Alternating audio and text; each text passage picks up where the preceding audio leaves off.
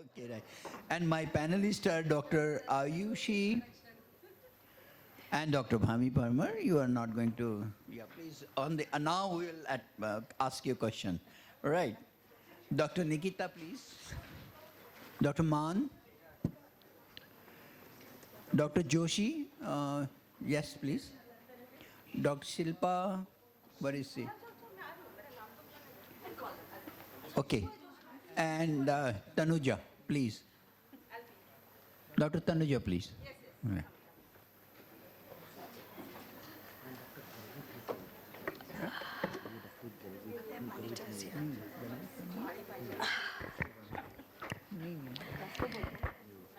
Did I miss anyone?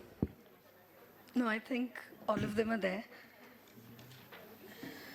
देख लेता हूँ मैं. Dr. Ayushi is professor. Ayushi.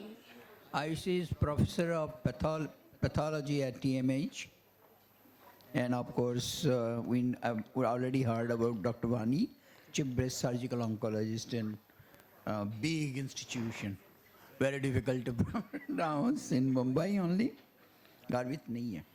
Okay, right. And Nikita, we have already heard about you. Everybody knows you here in this hall. And so Dr. Maan too. Oh, yeah. Prepare yourself for the evening. Okay. Dr. Joshi is professor and consultant surgeon, breast department of surgical oncology in TMC. And Dr. Shilpa, we know you. Okay. So let's start. Jwala, fire. Thanks so much, and thanks Palak for giving me this opportunity. And the turf battles continue with B3 pathologies. So it's Tanuja's talk made it very easy for me, because for learners who are just starting breast imaging, B3 is not equivalent to BI-RADS 3. Okay, B3 is strictly a pathologic diagnosis. It's an indeterminate pathological diagnosis. B3 is not equivalent to BI-RADS 3. All right. So we are looking at this very interesting subset of pathologies which are in the process of transforming into something more ominous, as you have seen in Dr. Tanuja's talk. So I'm not going into the discussion much, because I think we are just running out of time. But I would like to say one thing, that this is a subset of lesions where conservative management is now the call. You know, less of surgery and more of conservative procedures, such as the vacuum-assisted excisions that you have been listening to all day. So most patients with high-risk lesions may be spared surgical excision.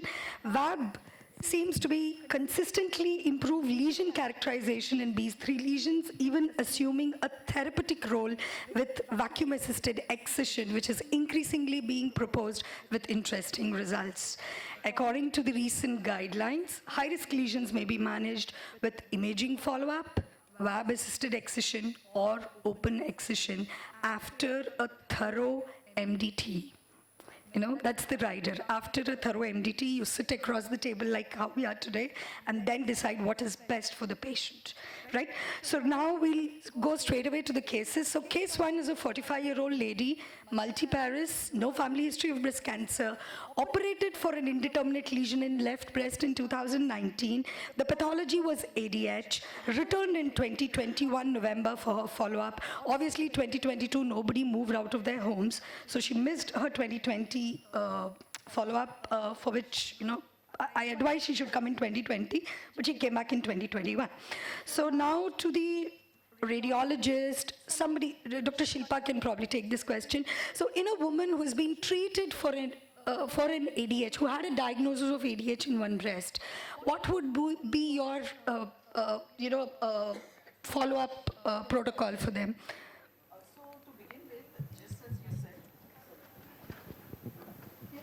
Now, how often would you want to see them back in radiology? I'll also ask the surgeon the same question.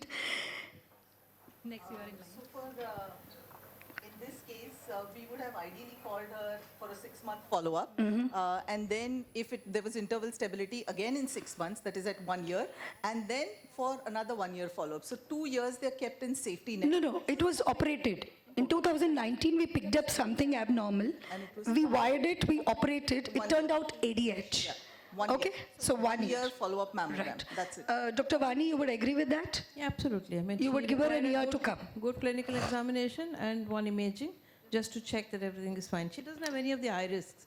She's No, a no, multiparous. no, She has absolutely. no family history. No and family history. I think she fit in very well to a justice. For an annual screening, Absolutely. right? Sorry. Actually, it should be biannual, but it's okay. Annual screen. I accept. Okay, what are the imaging tests that you would recommend? A mammogram. Yeah. So generally, when you say in a excision biopsy ADH, the connotations is not so scarier than saying that in a VAB, in a core biopsy. Okay. So the aim is that you shouldn't be scared to see ADH in a excision biopsy report, because I'm sure if you mammograph everybody, you will get a very high incidence of ADH. It is what is the associated disease with ADH that is important, because if she has like a proliferative breast disease and a part of it is ADH, then the connotations that she is in a high risk for breast cancer is much more vis-a-vis absolutely normal breast and one little duct there showing ADH. So that's what we write in our reports generally, that there is atypical. So we write spectrum of proliferative breast disease with ranging foci- from this yeah, to that. yeah. So then that kind of a patient is more something that At risk, benefits okay. from a follow-up. So I also want to bring it to the fact that ADH is probably one of the most, notorious high-risk features when it comes to benign proliferative disease. So ADH is not something harmless. It just means close observation and follow-up. Doesn't mean that you panic and you treat and you excise every time you get such a diagnosis. But she already had an excision, and I assume there was Done. nothing else there. IHC was all fine. Yeah, Shanak. And just one thing is that how was it diagnosed in the first place? Did she come with a symptom or was No, it picked she was up? asymptomatic. So She just came for a routine screening. I'll show you her mammogram. It was dense, so I did a correlative ultrasound. I picked up a very non-mass abnormality, cored it, and then it was, some kind of ATPI and all of that. So we went and excised it, and it was a proliferative disease with ADH, right? So that was this previous story. We just said that where that ATH is also is important. If it's just closer to the margin. In fact, the UK guidelines, if it's closer to the margin, call it TCS and ask for excision. So closer to Closer to an Okay. excision margin. ADH, you would call it DCIS. yes, that's the. But, we don't follow it. Money do panic. Yeah, so we'll just see. Yeah, so as we go forward, we'll see. Yeah. Yeah. No, I just want to ask that you said it was mammogram that time was normal and you found it on a supplementary ultrasound. Ultrasound, yes. So then also I think this is one thing which may want to think about it, that if for the first time it was diagnosed on ultrasound, not on mammogram. Mammogram. Do you want to only do mammogram in this patient anymore with such dense breast? Exactly, So is that I'm the getting other there. things? Okay. So what are the imaging tests now?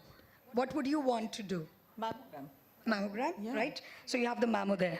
Okay, so this looks like scattered fibroglandular densities. I don't see any suspicious microcalcifications, asymmetries, architectural distortion or masses. For all practical purposes, Unremarkable, right? It is unremarkable So I did, mammogram. believe me, I did a good 4-quadrant bilateral ultrasound and I didn't find anything. But are you okay with letting her go? Or with a diagnosis of ADH and an interval of 24 months, would you want to do something else? Dr. Vani? I don't think we are going to chase her with a knife every time she comes just because she had an ADH 2 years back. She doesn't have anything on her imaging. Clinically, she's fine. Observe. Just follow her. Surveillance. Okay. Yeah, I'm quite convinced that you will show a huge DCS later on. But I honestly That's also the would reason not it's in a, that's the reason it's in a panel. If it were normal, I wouldn't be keeping Yeah, this case. clear. But So yes. honestly, I wouldn't do anything here, right? Okay. This would be it. Okay, Nikita? Yeah. Okay. So as you were saying, right, at my place we will not do only mammogram in this patient. We would do with mammo ultrasound Yeah. for sure. So this being dense breast and it was not a calcification. Now there are some new literature which is coming, which talks about, especially from NHS, which is talking about this patients being a part of now higher risk screening to be included, some guidelines, even NCCN guidelines, when it talks about LCS, they don't talk about ADH though. But now NHS is coming with these guidelines about probable or offering MRI in this patient. But at my place, we are still not offering ADH, except the patient has additional some high risk, as Dr. Vani said, Yeah. you know, she has some strong family history, something to raise MRI. You know, to Otherwise, make, we are not to going increase go the for- risk. Yeah. So generally, in Singapore, we'll just do mammo ultrasound also for this patient. Yeah. But I was not too comfortable letting her go. Number one, because it was almost a category D breast. She had an ADH on one side, which I believe ADH always predisposes a patient to cancer not only in the same breast, but also in the contralateral breast.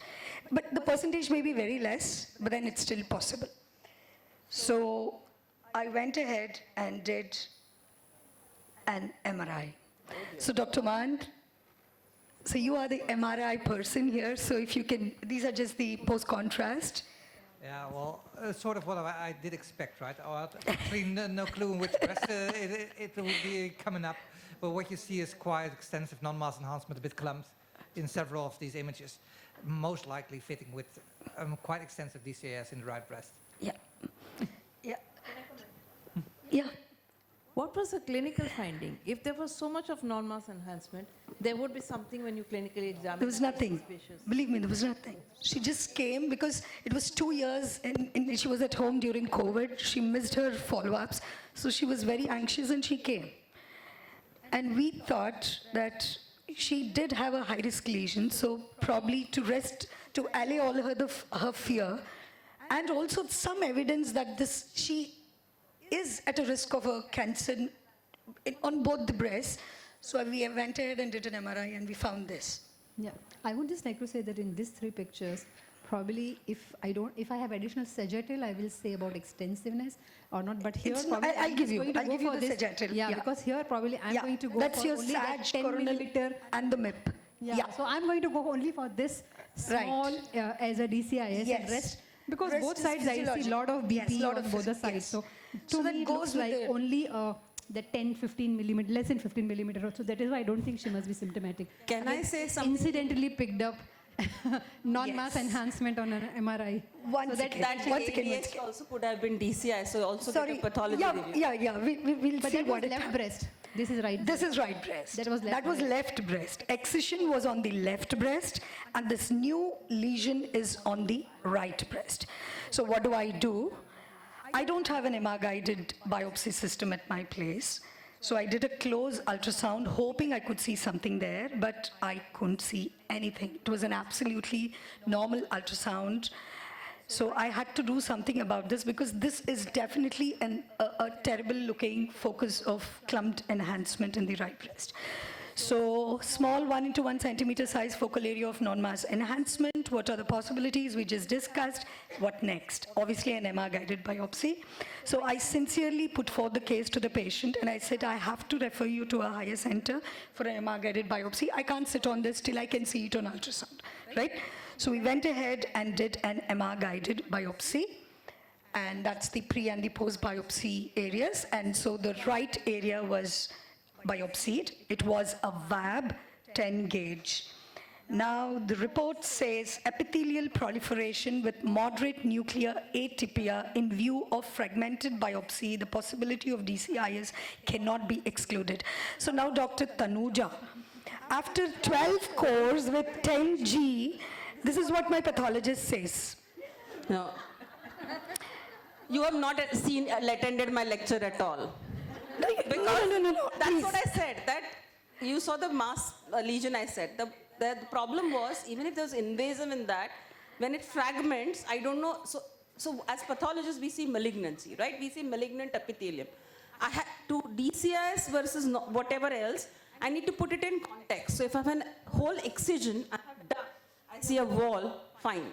But if that epithelium lies in a mass of blood, I can't tell you whether it is part of papilloma with ADH, part of DCIS, so that's the problem, that VAB fragments things.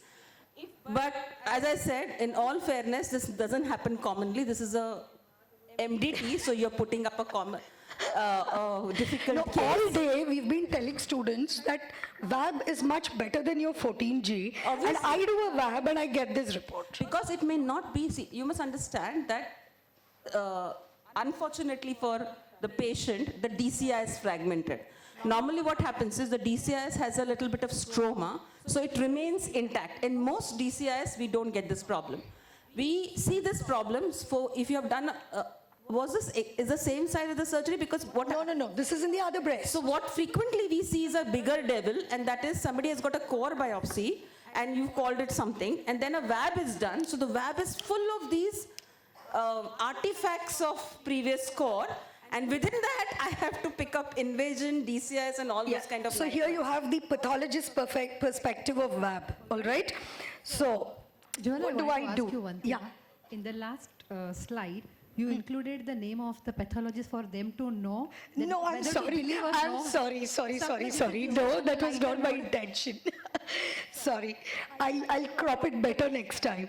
All right. So we heard a lot about ADH and DCIs. Now, what are the? Can you go back to the image? I hope you really want an opinion on that. So this exactly. So this is low grade DCIS, and this whole problem happens with low grade fibrocystic and all this massive. And if you have to talk about philosophy, I think this is better let alone many of the times, unless the low risk DCIS tells us something. The whole NDM is full of articles saying that don't bother the low grade, just go on. keep Dr. up with Tanuja, the final biopsy is still waiting. So let's just wait. high grade, because this is the representative of that region. It is representative. And what next? What are the upgrade rates of ADH? Upgrade meaning you thought it is benign, you took it out and it turned out to be a cancer. Simple. So obviously when you do a core biopsy and then do final excision, the upgrade rates are going to be much more. So upgrade rates of ADH into cancers are much more with cores, then little more with VABs, and with 11 gauge, obviously you get more representative tissue, so you're more closer to the actual diagnosis. All right, so I'm not going into the theory part. How do you manage her, Dr. Shalak? That's okay. Shalak, sorry. Yeah, people lovingly call me that. That's okay. Good. So, see? So basically, ADH and DCIS also is a diagnosis of size, isn't it? Yeah. The ADH, when it is more than whatever millimeters, 2 it becomes millimeters. low-grade DCIs. And we have clearly found something on imaging on MRI. We need to excise this completely because it's a 25% upgrade rate. Yeah. So I hope the MR-guided VAP put a clip inside so Definitely, we could localize yes. that and we could take it out. So after all the MR-guided biopsies, we know we'll have to leave a clip behind because you don't know what it's going to turn out to be. So luckily for us, the radiologist who did the biopsy did leave a clip, and we did a wire-guided excision. I'm not going into the theory. Please, due to lack of time, I'm not reading all this. So we did a wire-guided excision. It was a 1 centimeter DCIS, intermediate grade, all margins free of disease. So can you interpret something in this? I think, grade 2 is not the right terminology. So if that image is also belonging to this patient, This was the final histology. That was the core, the VAB. I'm not, maybe I'm wrong. Maybe I'm sitting in an audience and I'm not jesting. To me, this looks like ADH, but the previous one definitely looked ominous. So essentially what we are looking here is a fibrocystic change with columnar spectrum. And actually I had few cases like this in my lecture, which I just took them out. Yeah. And I'm sure we have a famous case which is going on. This is a lady where 5 pathologists in Mumbai called variably. It's 5 years now. She still hasn't gone for the excision. She still comes up with the same pathology for 5 years. And nothing has happened to her. She has high family history of cancer, so she's following with APA. I'm sure you know about the case I'm talking about. So moral of the story is that these lesions are heterogeneous and they tend to remain low grade. That is my philosophy. I may be wrong. I'm born in India. So I don't panic about them too much because they can be easily dealt with by chemo prevention, by giving tamoxifen. Yeah, so that's where I'm getting to. So Dr. Vani, a lady who's completely asymptomatic, has an ADH in one breast, in 2 years interval develops DCIs on the other breast. Would you want to give her an adjuvant therapy, I think I would first look at her genetic profile. We have not discussed that at all because she's developed an ADH, now she's got a DCIS, she's been on follow-up. We did a decided BRCA. she's low We did risk. do a BRCA. We decided Yeah. she's low risk because she's multi-para, she's breastfed, she's... There is no family history. There's no family there is no history. family history. She could be the index case. She Yeah. could still be the index case because she had a contralateral DCIS. Now, I'm not saying that ADH is going to be seen in those who have high genetic risk. But that's one more test that you need to add. If you're doing so many things, you might as well run her genetic profile as well and see whether she does carry a genetic risk, which is why she's got all this proliferative lesions that She is happening. turned negative. We did do a BRCA when she came back, after the surgery, because she was harboring, almost probably, as Dr. Tanuja said, maybe the left side DCIS also was a DCIS. Right. For yeah. that DCIS, I assume it was an excision with a negative margin. Yes, it was. And this was a low-grade DCIS? It was intermediate grade. Intermediate. And So we the could margins still were free of discuss disease. for radiation to the Radiation. breast, one. Secondly, of course, the ERPR on that DCIS. Do we have a ERPR on her? ERPR positive. Yeah. It was heterogeneous positive, diffuse positive. It would be nice to see some photographs of that also. As well as this particular photograph, if you put up, and this is the excision of what we saw on the web biopsy. These nuclei, at least, I agree with madam, they don't look like intermediate grade, little higher. So you would like We to know believe the what you ERPR say. We because can't- then you we can't decide read on these. putting her on, But the tamoxifen. report says it's an intermediate grade DCIS, isn't it? So, Dr. Jwala, if I Yeah. add something. So, intermediate grade DCI is 1 centimeter, good margins. You may even observe You may more. not require any radiation here to the same breast. But at such NCCN, I'm not sure about 2024, but it doesn't recommend genetic testing Genetic for testing. pre-malignant conditions or predisposing factors yet. So there is no recommendation to offer her genetic testing because this is not, now it is pre-malignant, but earlier it was not even pre-malignant. So now, no radiation here, no need to do axilla, but you'll have to follow Yeah. this up with surveillance, and tamoxifen chemotherapy, tamoxifen for chemo prevention is a good idea. Yeah. And there is good data now to not use 20 milligram, but actually use 5 milligram, which is low dose tamoxifen. That will have much lesser side effect profile also. Yeah, so that's the reason I was asking what is the adjuvant therapy you would give. So we did offer her tamoxifen at our place, and we did do BRCA. She was only 40, 41, so we did think she was young to be developing cancers on, early. She was lucky we picked them up early, She was lucky she came. So we did do BRCA. She was BRCA negative. The disease was ERPR positive.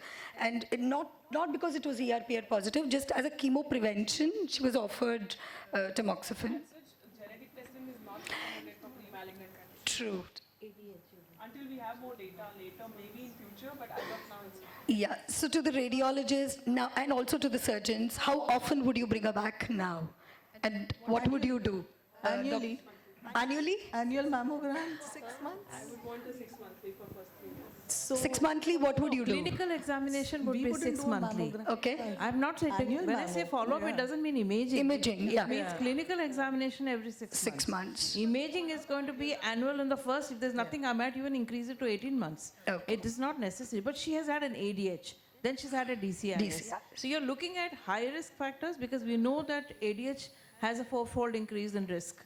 Where DCIS, she's already developed DCIS in the contralateral Yes. breast. So you would keep her on surveillance as you would for any other cancer patient as you would follow up. Yes. So if you see our original, teaching 20-year-old DuPont and Page classification of benign breast lesions, where you actually categorize benign lesions as low risk, that is less than 1.5 times, 1.5 to 4 times increased risk, and more than 4 times increased risk. Atypical ductal hyperplasia and atypical lobular hyperplasia comes under more than 4 times increased risk, and she warrants an annual mammogram. That's exactly and what's put up there, yeah. right? So 4 to 5 times risk of developing breast cancer. Yeah, Dr. Mann. Yeah, well, the obvious question is how to follow up, right? Yes. Annual is easy, but honestly, I would not bypass the MR after this detection. Yes, because she has very difficult breasts to It's a very interpret. difficult Her breasts are very dense. non-calcifying DCS. And Yes. actually, the tamoxifen will make the MR a lot easier to interpret. because Yeah. it will The, will reduce the blood pressure BPs going out. are going to, come down, and it makes it easier for MR. And if you see density I want to decreasing- ask the surgeons, would you want to do an MR for her? As radiologists, we want to do an MR, but the patient is going to come to you first. So the thing is, something just ran through my mind. Gale's model.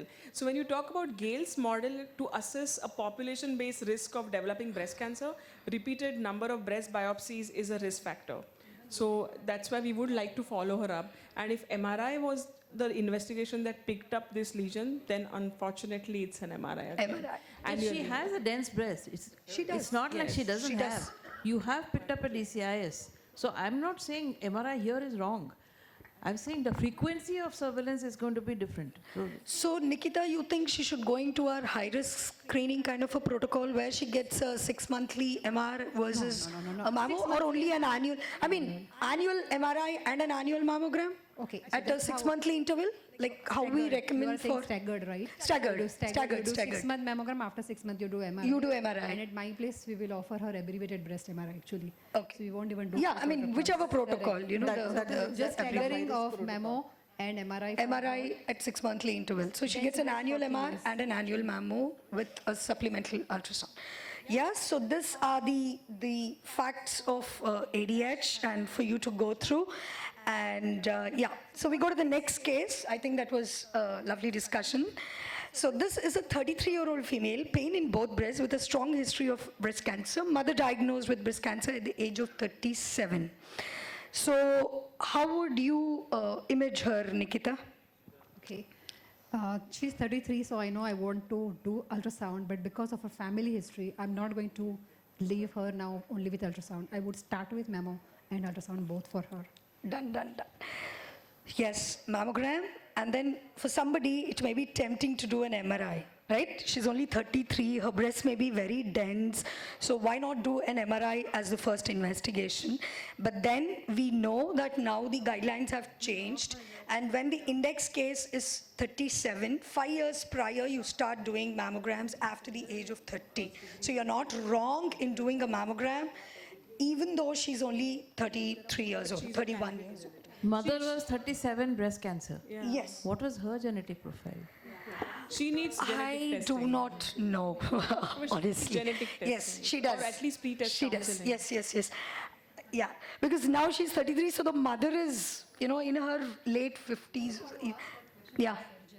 Okay, I want to ask the surgeon, because you deal with the patient. When you bring up this patient that because of this history you should go for genetic testing, what is the response from the patient side? Because we see a lot of resistance in the patients in Singapore, not only because of the cost, because of the insurance, because of the anxiety, because of all those extra things which comes with it. We are blessed. We don't have problem with insurance and other things. But the point is, it's not a matter of do I ask for it. I have to counsel her for it. I'll say, okay, your mother developed breast cancer at a young age. If she's still alive, I would say get her, we'll get her test done. If she is not, and if she's not there, and she is now 33, obviously, either her mother is there or not, we don't know. So that's when we counsel her for that. There may be a risk in you, but if we do, then these are the consequences that if you get a DRIS positive, these are the things that we would like to do. So it's not like we just ask for a test and she goes for a test. There is no what do you say, acceptance problem when it comes to the population. I don't see it myself. I think it all depends on how you explain to the patient. It's the counselor who is the most important part of discussing on whether it is required or not required. I don't think it is a decision just the doctor takes and the patient accepts. No, in fact, it's now going the other way, Dr. Nikita, in the urban population. The young women are reading up so much that they in fact get it done on their own. They walk in with a genetic testing, So the awareness is going to the other extreme. Yeah. There's one question I have here. Now, we know this case is for panel discussion, like Dr. Ritziman said. If in real practice, a patient comes to us and says that I have pain in bilateral breast, I have a family history, as in my mother was diagnosed with breast cancer at 37, is mammogram the first thing that we offer, or breast ultrasound the first thing that we offer? Typically, it is breast ultrasound that we offer, knowing that we have no idea what the genetic profile of this patient is, whether BRCA testing was done or not done. And we only know that the mother was diagnosed with breast cancer at 37. One first-degree relative diagnosed with breast cancer at 37. That is still considered average risk by clear, by strict parameters. So if we were to just do ultrasound, would that be acceptable? Because No, that but is I the think guideline. one first-degree relative under the age of 40, I think it puts her in the high-risk group. The I high-risk mean, group is more than 2 first-degree relatives with breast or ovarian cancer or genetic profile showing No, I that think she's it's over BRCA, 40. That is over BRCA1, 40. BRCA2. I could be wrong. Significant family history is 3 or more family members, more than 50 years, and 2 or more family members less than 50 years, or any one family history with breast and ovary less or than male 40. breast cancer. So she doesn't fit into the category of significant family history. No, this is for genetic testing. When we want to start with something like MRI, we go to that level of 2 and 1. stratification. Stratification. My question would be that, in this case, my question would be, she has this history, she has concern. My do ultrasound is normal. Am I going to tell her, go home? Nothing. I won't be confident. I would want to do a mammogram. Absolutely. For not only her assurance, for my assurance.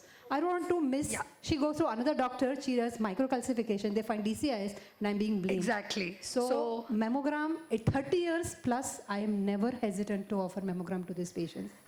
Yeah. Yeah.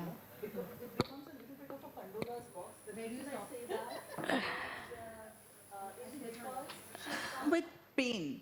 Pain, like every other patient walks in with It was like a pain. mastalgia, mastodynia kind of thing. So this is just opening the discussion. Like Nikita made a very good point. Like I do not want to be in a situation where she goes to the next radiologist 1 month later and finds microcalcification, incidental microcalcification. But I would like to know, Dr. Mann, what should be the ideal recommendation in such a case? I don't have an ideal recommendation, but also here, I really think that ultrasound will not give an answer to your question, right? True. Because it's bilateral pain, and with an ultrasound, you can never rule out that something cancer. else under there. So you need to have some sort of general overview of the breast. You'll get that from mammo or MR, but honestly, I don't think she qualifies for MR unless you do a good risk profiling. Absolutely. So I agree with Dr. Mann, and I went ahead and did an ultrasound. Fortunately for me, it was a fatty breast. And Dr. Nikita, if you can just read the mammogram. Actually, I can see I don't know whether I want to call it an architectural distortion or a small speculated mass, but maybe an architectural distortion. I don't know whether it's a black star, which I'm going to look at. Is it a on the black CT. star or a white Yeah, star? exactly. Yeah, I'll just give you better images. Yeah, Yeah. okay. Because I do see those black thing coming inside, but okay. I would be worried whether it is this side or that side. It's going to be BI-RADS 4 for me once I find the lesion, that's all. Right. Yeah. So you found a lesion in this young lady whose mother had breast cancer. I'm sure this girl is not sleeping well. Now, what do you do? Yes? Do you think this has anything to do with pain? No. For me, pain, I was not doing this to get an answer for the pain. I was doing this to be sure I'm not missing a cancer in this young, anxious woman.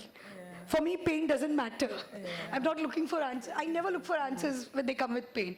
For me, the bigger picture is more important, Yeah. right? So do ultrasound to look for any correlates. Yes. No, but you do seem to find it in every case. Last time also it was all normal mammo ultrasound and you did an MRI. Right? That's why they're in the panel, Shalak. So that's my ultrasound correlate. And just a quick description, just for completion. Diffuse hypoechoic mass with echogenic rim, maybe posterior shadowing. Shadowing and heterogeneous, hyper and hypoechoic, no discrete central mass, lot of shadowing, edge shadowing and posterior shadowing, right? Yeah, so next, and that's the elastography. Yeah. So you know it's a hard lesion. You've heard such a big lecture on elasto. I do use elasto. It helps me to know which is the toughest part in the lesion, where I need to target. And once it's a hard lesion, we are worried. You know you're going the right way, right? So what do you do next? So in this type of patient, I would give her an option of web biopsy. Are you? versus I'm getting there. Yeah. Core biopsy, VAB excision, So or I want- MRI. in her, she's young. I would want that lesion excised. I don't think I don't have a diagnosis right now. I'm suspecting it. I would have that. But what is the Even harm of before excising it? you want something. Not without, What's small not without a biopsy correlation. You would excise without a Do the core. biopsy? You can do a core. I won't do a VAB. I will not do a VAB. Core karo. If you can fix it, No, if no. you do a guided by core, you can do it. I will not do a VAB. Well, this is one of the See, all day we heard so much about This is- VAB, and we this have is the one of most the senior surgeon indications saying of she VAB. doesn't want a VAB. So This that's is the reason I put this indication for case. VAB, yeah. But So this is honestly, I a wouldn't stellate do a lesion. VAP either. Honestly, you can actually get a decent diagnosis from this from a core to start with, right? I Yes. guess you will come back with a radial scar, and then we will discuss whether we will need to do a vacuum biopsy afterwards. But as a start, So core will actually Dr. work. Mann says core, Dr. Vani says core. Nikita? VAB. Core, VAB. No, exactly. So if core comes radial scar, as Dr. Man is saying, then it will be VAB or excision. Excision. Okay. I want to do first VAB directly if patient agrees. If it is RSL, whichever way, then patient goes for a first straight surgery as an excision. So that's an aggressive radiologist, Dr. Vani. I agree. Would you like your radiologist to do an upfront VAB and get the whole lesion out before you, there's nothing left for you to excise, remember? Honestly, for me, I would go from core to extended vacuum, right? So my first one would be a core, because if it's cancer, I go to MR and we go in the direction of neoadjuvant chemo. She's 33, Absolutely. right? And then if it's not a cancer, we will have to sample more. That would be extended vacuum biopsy Okay. or excision. Now my question is, does the family history influence your decision for a core versus VAB excision? Does the family history influence any of your choices? No, but I think what I will say to her will actually be different, right? Because the chances that she actually has cancer are higher due to the fact that in Yes, her it family does. it's already there. Well, No, I'll not tell you what I did. doesn't I really just matter. want to know your answers for these. Did you do an MR? My No, I question. didn't do an MR. I wouldn't do an MR because the breasts are so clean, so easy.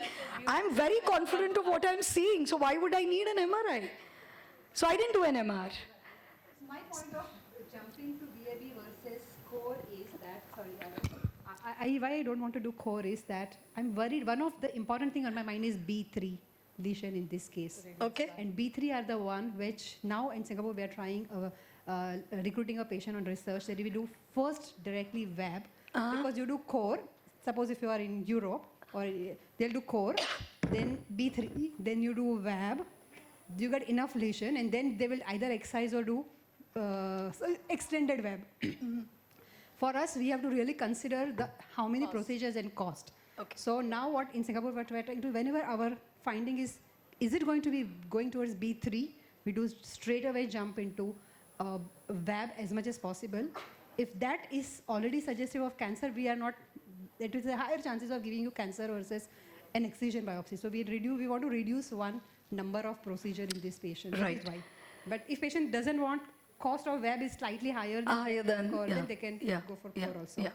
So yeah, these are the so many factors that influence our decision in choice of interventions, right? All day you heard good things about VAB, core biopsy, VAB excision, but family history, genetic predisposition, costs, accessibility, these become more crucial when you practice in your hospital, right?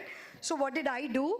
I just did a straightforward 14G core biopsy. And the Dr. Tanuja, let me draw your attention to this. This belongs to the patient, do not suspect. And it was a complex sclerosing lesion with probable focus of atypical ductal hyperplasia. Now 14G, 6 cores, I'm waiting for her to finish. 14G, 6 cores, and this is the diagnosis. So atypia is natural for a radial scar. So that's what I'm saying. If you listen to my lecture, you'll see. Yeah, you showed us papilloma, atypia, ADH, scar, So I fibrosis. wouldn't panic about anything in the radial. So I said, like here also, I told you this is exactly the thing, that this kind of a photograph is easily mistaken for an invasive carcinoma. So always put atypical ductal hyperplasia in a context. Never interpret it without the context. For example, if you get ADH in a fibroadenoma, that it's actually not a ADH. Same thing with radial scar. So if you have atypia in a radial scar, though there's a lot of literature about different kind of atypia. Like if you get ductal proliferation with DCIS-like features. So number one, all these lesions require experience and expertise. They are not, the more you see them, the more you know what. And in India, thankfully, we don't panic with little enlarged nuclei, little things like that, because we've seen our patients and we've seen patients. I remember when I joined 25 years ago, the atypia, I used to get worried, but today I know that nothing happens to these patients, at least for 10 years, till I retire. So the moral of the story is that That's so safe. so this is a radial scar. Moral of the story is I will not Can you- look at any other. Where is atypia in this? Where is ADH in this? I'll tell you. So the Just thing for is, us to understand. so there is no ADH here, number one, because you're looking at tubular units. If you remember what I showed you in the center of the radial scar, there's always a fibroelastotic core, and these are the proliferating tubules. These are tubules which are part, and you see this beautiful collagen around them. That tells you that these are well-behaving tubules. So I'm always okay with getting this kind of tubules. You never allowed me to show you atypia. Sorry. So you see, there is enlarged, these nuclei, you see the nucleus here, and here, this is a larger nucleus, it is more purple, if I may say so, and there is a little contexture change in the chromatin. That's the atypia, and as I said, that's natural to a radial scar. So I wouldn't worry about ADH in this patient, Okay. unless, of course, there's something else in the other slides. There's always a caveat. Huh? You always leave us with a quiz. So now, Dr. Vani and Dr. Nikita, you said VAB initially. So do you still think she's a candidate for a closed excision? Dr. Vani, would you be Now happy I if will your go back to MDT to ask my surgeon what she wants me to do. And if she asks me to just hook wire it, I'll just hook wire it now. See, it's a radial scar as per my pathologist. I trust my pathologist. Okay? Didn't look very harmful. I will discuss with the patient. On a close surveillance, I may not excise the whole lesion. I'll watch it. If Even there- with an family ADH? history. It's Now, not a what about the bland family radial history? scar. It's a radial scar with atypical ductal hyperplasia. Would you still I'll leave it excise alone? it. VAB, no. I will excise You will excise it. Okay. You will not follow it up, right? You will not follow it. So that's what I said. It all depends upon the risk factors. Now, in this particular patient, if you take it, she has a mother with breast cancer. Yeah. She's got ADH there. She's got a radial scar. Yeah, we can excise it. And then keep the patient on follow. Yeah. So I have a quite similar case of a 25-year-old BRCA1 mutation carrier. I actually I think I've showed that to a lot of you. I have MR images of 5 years of the same radial scar that actually is 4.5 centimeters in size, located here, medially upper left breast. Well, no, because now she actually underwent bilateral mastectomy and reconstruction. But it took 7 years for her to decide that, and she didn't want surgery before. Turned out to be a radial scar. But honestly, 7 years was expecting the cancer to blow out. Well, apparently more for me than for her.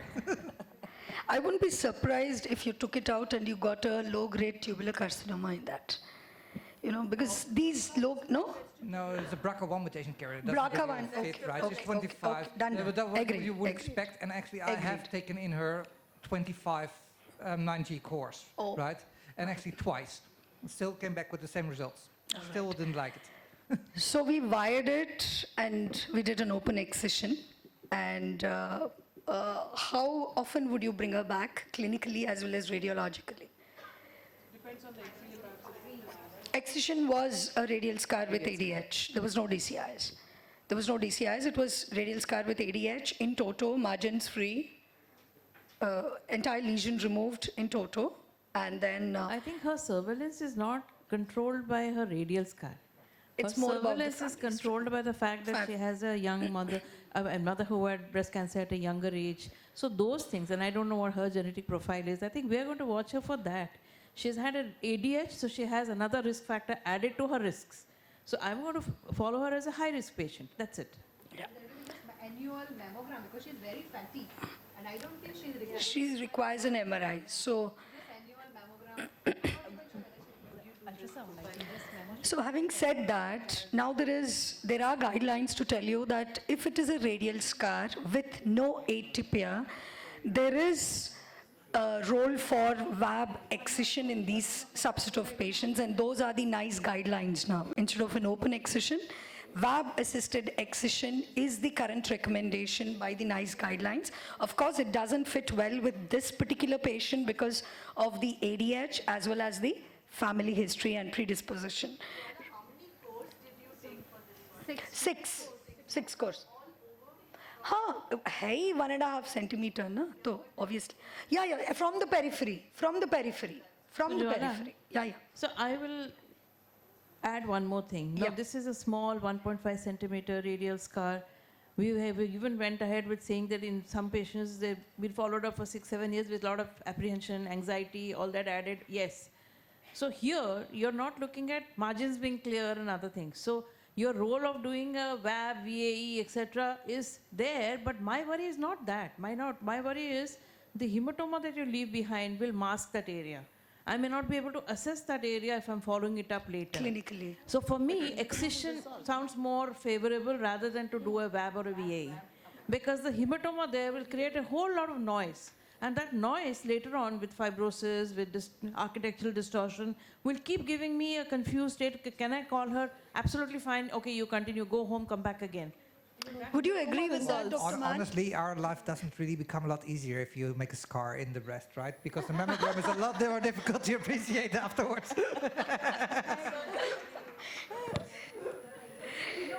Actually, the hematoma most of the time do form maybe 2-3 centimeter also when they resolve. But they resolve They within a resolve month. and they don't leave very bad scars. In some patients, it can vary from patient. It's definitely less than after post-surgical scar. So if anyhow now she's going to go for excision, she's going to come back with a worse scar, so-called. I'm not. Then what I Worse for treated us, good for them. Yes. But so I think at our place we still do excision. There's no problem. But scarring is not our concern. You know what? She's got a large fatty breast. She may actually have a nice breast lift and a good cosmesis, no scars. I can do that for her. Not every city has a Dr. Vani Paramar, okay? So I have a question actually. Did we just agree that surgical excision was better than VAE in her case, or could we Yes, have we done agreed. We agreed that surgical excision was better than VAE in this particular case. But these are the current recommendations in RS with atypia and RS without atypia. So please read that carefully. So if there's no atypia, there are guidelines, there is evidence that these may be a set of patients where VAB-assisted excision is good enough. In fact, there is also evidence to show that if you have done a good biopsy and it's just a radial scar with no atypia, just leave them alone. Don't even do an extended VAB to remove it. But if there is atypia, then in fact, now the new January guidelines in NICE say if it is less than 1.5 centimeter ADH, you can still go and do a VAB excision. I don't know if the UK surgeons are getting old and don't want to operate. Yeah, USOMA guidelines are saying They will do VAE for they'll this do patient. VAE now. They'll do VAE. And Yeah. my thing is that, as you said, if I did, these are all ifs and buts once you have histology. If I started with VAB, a good VAB with taking out this lesion, 1.5 centimeter, I know I can do it in first. And it shows me radial sclerosing lesion without atypia. I've done a therapeutic treatment for her. So there are like a lot of things going back, what after the pathology, whether this was right or whether this is right. But I think it's only once the histology comes, we know what is the next one. Histology, there's a lot of heterogeneity. Yeah. And there are several papers saying that, sometimes overcall is a very serious issue with radial scars. And I think whatever this data is coming from UK NHS, most of them. And they have a system there which is, because there is, at every level, the biopsy is seen by. So the reason atypia is put in their system is because then it gets referred to a second pathology review at the higher thing. So please understand that we are acting on one pathology diagnosis of atypia, whereas these systems have been built by countries which have referral practices which make them overcall atypia so that the case gets referred to a higher center.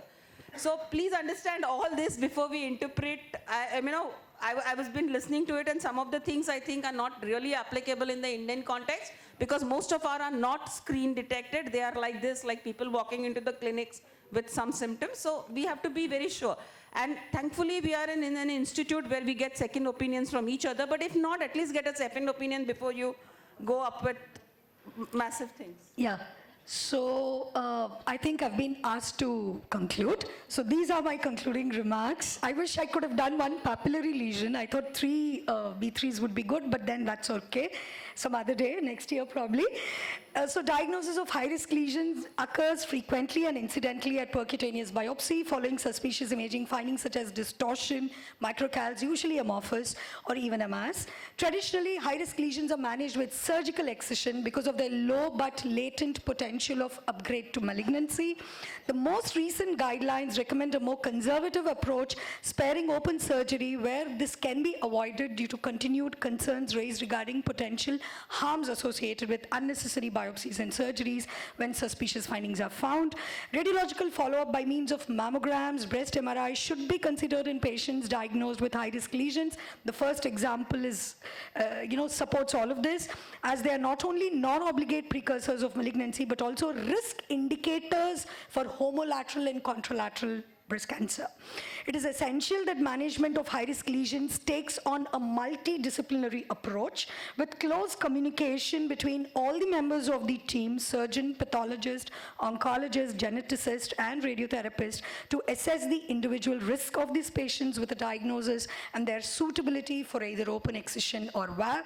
These are the upgrade rates of all the variety of B3 pathologies, and these are 2 fantastic articles that you can go through to understand what needs to be done about these B3 pathologies. Thank you very much. That's been an amazing panel, and I think we are all more wiser after this discussion. Thank you so much. Thank you, Jwala, for, I have not asked you, I have instructed you to wind up, right? Anyway, very, very vibrant and good discussion between the clinician and the pathologist and the radiologist. Who wins the game, Jwala? Who wins the game? The team. The team. So, what is... Again, thank you so much, Yeah, sir. I please, think Nitin. it has been a Nitin, marathon session yeah. for the chairperson also. And again, thank you for the moderator as well as the panelists to keep the entire audience, engaged. It was a lively discussion and very entertaining. And the very fact that we have got almost 75% of the crowd back here says that it has been an entertaining, very scientifically good session. Thank you again. The delegates, we wish to see you again tomorrow morning at 8:30 for the tomorrow's scientific session. And we'll call it a day. The last speaker, he is not able to make it. And so we'll pull the curtains for today's session. Thank you so much.